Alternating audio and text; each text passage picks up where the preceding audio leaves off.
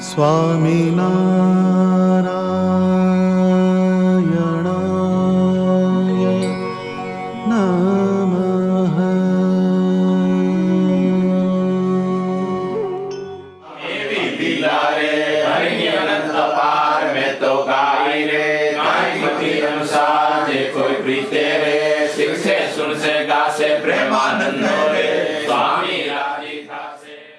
મહારાજે કરોડિયાનું દ્રષ્ટાંત આપ્યું. કરોડિયો એક પોલ ઉપર હોય કરોડિયો, પછી એની ડાળ પ્રસારે, વચ્ચે આવે, બીજા છેડે જતો રહે. એક કરોડિયાની જર્ની છે. કરોડિયાની જગ્યાએ આપણો જીવ અને જાળાની જગ્યાએ વૃત્તિ. જેમ કરોડિયો હોય એના જાળા ફેલાવે. શરૂઆત આપણી એક પોલથી થઈ, એટલે આપણો બર્થ થયો, જન્મ થયો, એ પહેલો પોલ આવ્યો. પછી વૃત્તિની અંદર બધું આવવા માંડ્યું. જીવ આવ્યો ત્યારે કશું નતું. ભગવાન કહે છે આ તારી માં, આ તારો બાપ, આ તારો ભાઈ, આ તારો ઘોડો, આ તારું ઘર ઇત્યાદિ વિષય ના શબ્દ અંદર નાખ્યા. એટલે એનાથી વૃત્તિ બંધાય. આપણા એનાલિસિસ કરીએ તો સવારે ઉઠ્યા એ કરોડિયો ચાલુ થયો. સવારે એટલે ભગવાનની પૂજા કરી, ભગવાન સંબંધી ક્રિયા કરી, શરૂઆત થઈ આપણી. સેન્ટરમાં આવ્યા એટલે ધંધો હોય, વ્યવહાર હોય, ઘરનું હોય, પંચ વિષયના સંકલ્પ હોય, વચ્ચે આવ્યા. પેલી પોલારિટી છે ભગવાન છે. સવાર થઈ પૂજા કરી એટલે કરોડિયો સ્ટાર્ટ થઈ ગયો પૂજા કરવા. પછી વચ્ચે આવ્યો એટલે આપણા ડેઈલી કોર્સ હોય એની અંદર આવ્યા. સાંજ જે છે પેલા પોલ પર જવાની વાત છે, એ આ ચેષ્ટા છે. ચેષ્ટા જે છે એ નોર્થ પોલ થી સાઉથ પોલ ની જર્ની છે. ખ્યાલ આવ્યો? એ સાઉથ પોલ એટલે આપણે પેલી રીતે વાત કરું છું, ભગવાનનું સ્વરૂપ. આ પેલું આપણું બિગિનિંગ. તો ચેષ્ટાની અંદર આપણે એનો અભ્યાસ કરીએ તો 4 પ્રકારના ધ્યાન છે: સાંગ ધ્યાન, ઉપાંગ ધ્યાન, સલીલ ધ્યાન અને સપાર્ષદ ધ્યાન. એ ચેષ્ટા સપાર્ષદ નહીં અને સલીલ ધ્યાન છે. ભગવાનની લીલાનું એની અંદર વર્ણન છે. તો જે બધી ક્રિયા એનો યોગ ભગવાન સાથે કરવાનો. એટલે શાસ્ત્રમાં ક્રિયા યોગ બતાવ્યો. ક્રિયા યોગ, ક્રિયાની અંદર ભગવાનને જોવાના. એ અઘરામાં અઘરી વસ્તુ. એ અમે 81 અમેરિકા ગયા, મુંબઈમાં ગરીબ ભગત હતા. એટલે એને મને સવાલ કર્યો કે ભગતજી ચેષ્ટા બોલે છે કે? પીએચડી થયેલા માણસ તમને એબીસીડી આવડે છે? એમને બોલવાની જરૂર નહીં, બોલવાની જરૂર તમારે. મને કે કેમ આમ કીધું? પણ મૂકું તારે તમે એમની જોડે જે રહે એને ખબર પડે. સૂતા હોય ભગતજી તો આમ કરે, આમ જે કપાળ હોય ને આમ, એમની ટેવ હતી કે 2 આંગળીઓ રે તિલક કર્યાની ફેર, ભાલ વચ્ચે રે ઊભી રાખી ફેરવે. એટલે એ તો ચેષ્ટામાં જીવે છે.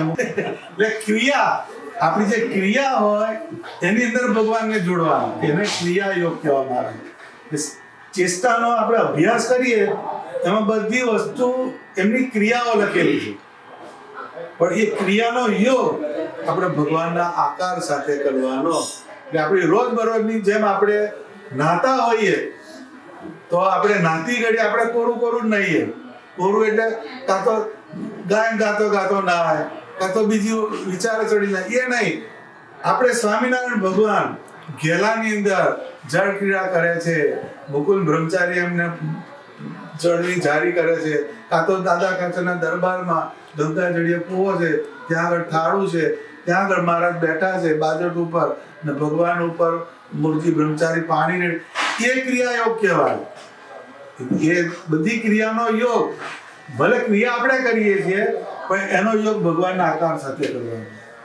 એ ધ્યાન છે. આ નાહવાની ક્રિયા પણ ધ્યાન બને. ધ્યાનને શીંગડા નથી ઉગતા. ધ્યાન એટલે શું? હિયર એન્ડ નાવમાં રહેવાનું. પહેલું હિયર એન્ડ નાવ.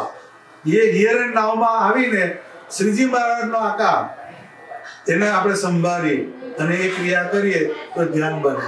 આપણને પલાઠી વાળીને કલાક અડધો કલાક ધ્યાન કરવાનો ટાઈમ નથી. એટલે આપણે જે મોમેન્ટ્સ આપણને મળે એને એન્કેશ કરતા જવાનું. જે સ્વાભાવિક ચેષ્ટા જે છે એને જો તમે સમજો તો એના જેવી શ્રેષ્ઠ વસ્તુ એકેય નથી. પણ એને એનાલિટિકલી સમજવું પડે. પહેલી જે 10 પદોની જે શૃંખલા છે એમાં ક્રિયા યોગ મૂક્યો છે ભગવાન. આખી ક્રિયા બતાડી છે. શ્રીજી મહારાજ આવી ક્રિયા કરતા હતા એ પ્રેમાનંદ સ્વામી એની અંદર લખી. હવે આ સ્વાભાવિક ચેષ્ટા જે પ્રતિપાદન કરનાર ગોપાળાનંદ સ્વામી મહારાજ ધામમાં ગયા પછી એક વેક્યુમ આવ્યો છે. જ્યારે કોઈ એવું અસ્તિત્વ હોય એ જાય એટલે એનો ખાલીપો તમને વર્તાય. એ ખાલીપો ના લાગે એટલે સ્વાભાવિક ચેષ્ટા રોજે બોલે એટલે આકારની અંદર જીવ જતો રહે. એ વેક્યુમ એવોઇડ હશે. આપણે એને સમજીએ તો ખ્યાલ આવે. એટલે પહેલા જે 10 પદ એમાં સ્વામિનારાયણ ભગવાનના જે ક્રિયા એનું અનુસંધાન. એ ક્રિયાના દ્વારા એ જમવા બેઠા હોય તો ડાબા પગની પલાઠી વાળી તે પર ડાબો રે કરમેલે વનમાળી, જમણા પગને રે રાખ્યું બોસ્યા તે પર જમણો રે કરમેલે સુધામ, રૂડી રીતે રે જમે દેવના દેવ જોઈ. આપણે જમવા ભલે આપણે ડાઇનિંગ ટેબલ પર બેઠા પણ 2 મિનિટ શ્રીજી મહારાજની આવી જમતી મૂર્તિ એનું ધ્યાન કરી અને સ્વામિનારાયણ ભગવાનને હું જમાડું છું. That becomes meditation. મેડિટેશનને તમારે જુદા જુદા ટાઈમે બેસવાની જરૂર નથી. આ ક્રિયાનો યોગ આપણે ભગવાનની મૂર્તિ સાથે કરીએ તો ધ્યાનમાં લઈ જાય. એ પહેલી ક્રિયા આવી. પછી આવે ઓરા આવો. ઓરા આવો શ્યામ સ્નેહી સુંદર અવર જુઓ ચરણાર વિના ચિહ્નો એનું ધ્યાન મૂક્યું છે. પછી શું આવે છે? એક ફ્લેવર બદલે ભક્તિની વાત હોય. હવે મારા વાલાને નહીં વિચારો શ્વાસ ઉચ્છ્વાસે નિત્ય સંભાળ. એ ભક્તિની ફ્લેવર આવી. પછી આવે છે રે શ્યામ તમે સાચું જાણો. એ જ્ઞાનનો પ્રદેશ છે. તમને જગતમાંથી છોડાવે છે, બોડી કોન્શિયસનેસમાંથી છોડાવે. એ રે શ્યામ તમે સાચું જાણો. રે બ્રહ્માથી કીટ લગી જોયું, જૂઠું સુખ જાણીને વગોવ્યું, મુક્તાનંદ મન તમ સંગ બોલ્યું. એ જ્ઞાનનો પ્રદેશ થયો. પછી જે આવે છે એમાં ભગવાનના આકાર એના ચિહ્નોનું વર્ણન છે. આપણું જે જીવ જે છે એ પરમાત્માના આકારની અંદર સ્થિર કરવાની જે વાત છે. સ્વામિનારાયણ ભગવાનના શરીરમાં કેવા ચિહ્નો હતા, એમનો આકાર કેવો હતો, એ બધું શાબ્દિક ધ્યાન એની અંદર મૂકેલું છે. એ સાંગ ધ્યાન છે. ભગવાનના અંગે અંગનું એમાં વર્ણન છે. પહેલું આવ્યું સલીલ, પછી સાંગ આવ્યો, સલીલ પછી સાંગ ધ્યાન આવ્યું, પછી આજે મારે ઓરડે આવ્યા અવિનાશી એ ઉપાંગ થયું. જો 4 ધ્યાન ચેષ્ટાની અંદર છે. આ ચેષ્ટાને તમે બહુ સમજીને કરીએ તો 4 ધ્યાનની દ્રઢતા કરાવનારું એક ધ્યાન છે. ચેષ્ટા એ રિચ્યુઅલ નથી. ચેષ્ટા બોલી નાખવાની 120ની સ્પીડે બોલી નાખવાની વસ્તુ નથી. પણ પહેલા તમે ચેષ્ટાને સમજો પછી એને મેડિટેટિવ થઈને એને એ રીતે ગાઓ કે તમને ભગવાન ભેગા કરી દે. એ સાંગ ધ્યાન પહેલું શરૂ કર્યું. આજે મારે ઓરડે આવ્યા અવિનાશી અલબેલ. એની અંદર એક આખી ભૂમિકા બાંધી. તો પહેલું જે છે એ રૂપનું વર્ણન છે. બુદ્ધિ ગુલાબના રે રહેલા હૈરે સુંદર હાર. પછી આખું સુથળેલી સુખદેણ જે મહારાજનો સુરવાર કેવો છે, ઉપર હોડીઓ અને ગુદો રહેતો જોયા, કેસનું વર્ણન છે. જે ભગવાનના શણગાર એનું વર્ણન છે. એ રૂપનું ધ્યાન છે. એ રૂપ ભગવાનનું જે છે એ છે. પછી આ જયારે પદ લખ્યા છે ત્યારે પ્રેમાનંદ સ્વામી 2 પદ લખ્યા પછી અટકી ગયા. એટલે અટકી ગયા એટલે ભગવાન પૂછ્યું કે સ્વામી કેમ અટકી ગયા? મહારાજ વાઈફાઈ બંધ થઈ ગયું. આ તો કઈ આવતું નથી.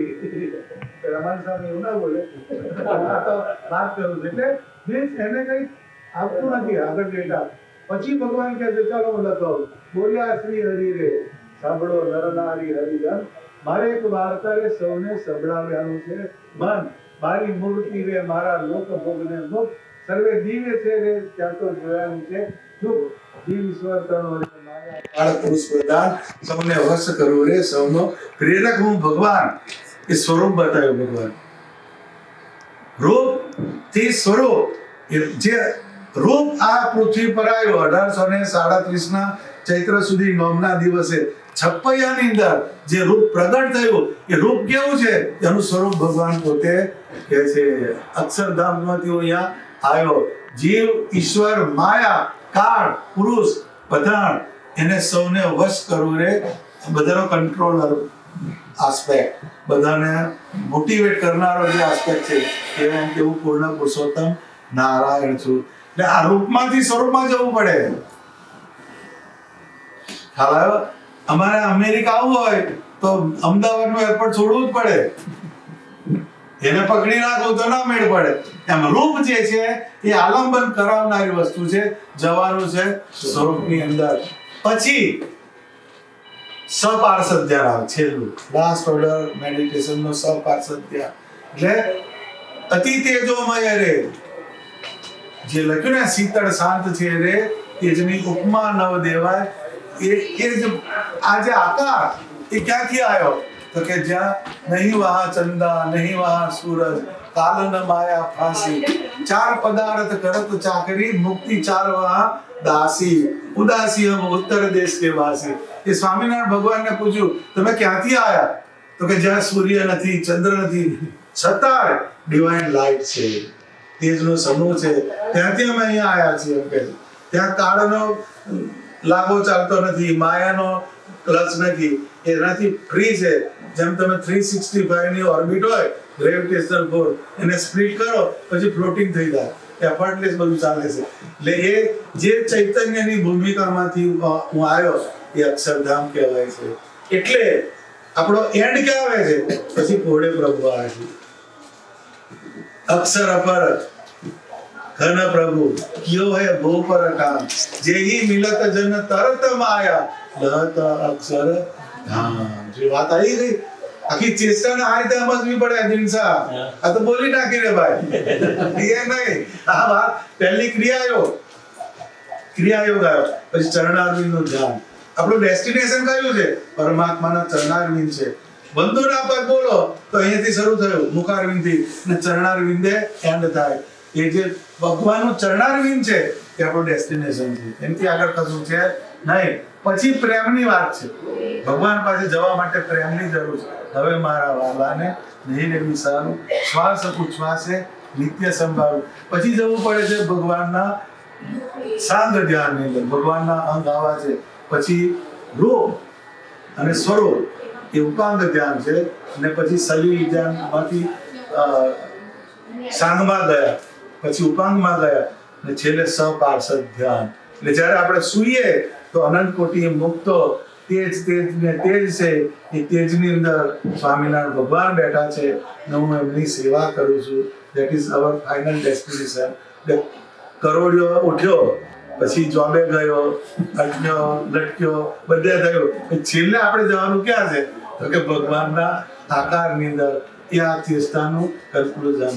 સહજાનંદ સ્વામી મહારાજ